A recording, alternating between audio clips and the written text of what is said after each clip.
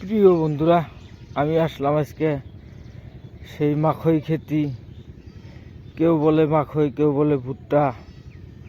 তো সেই মাখই খেতিতে আসলাম, তার কিছু দৃশ্য দেখামু। তো নিশ্চয়ই আপনারা সাথে থেকে দেখবেন। দেখে নিয়েছি কত বড় বড় কলা হয়েছে। তো সবাই তো চায় যে আমি লাভবান হমু, কিন্তু কেউ পারে কেউ পারে না। তো এই যে আল্লাহ পারে না এমন কোনো কাম নাই, আল্লাহ সবই পারে।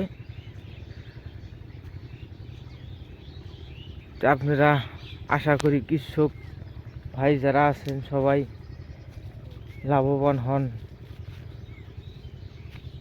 সবাই খেতি করেন। আপনারা সাথে থাকবেন, শুনবেন।